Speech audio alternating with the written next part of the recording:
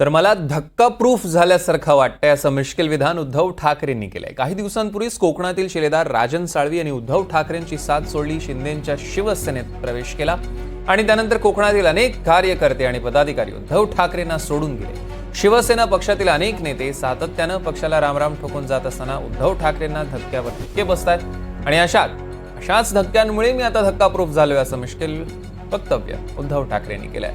मुंबईच्या कलिना मतदारसंघातील कार्यकर्ते आणि पदाधिकारी आज मातोश्रीवर जमले होते। यावेळी ठाकरेंनी त्यांना आगामी महापालिका निवडणुकांसाठी मार्गदर्शन केलं।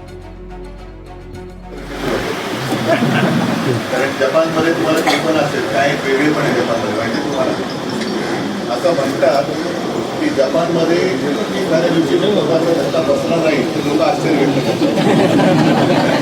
तसं रोज उद्धव ठाकरेंना धक्के मला आता धक्का प्रूफ झालेला आहे। असे किती कोण धक्के देतात ते बघूया। त्यांना काय द्यायचं नाही धक्का ज्या वेळेला द्यायचं तेव्हा असं देऊ की पुन्हा हे दिसतात।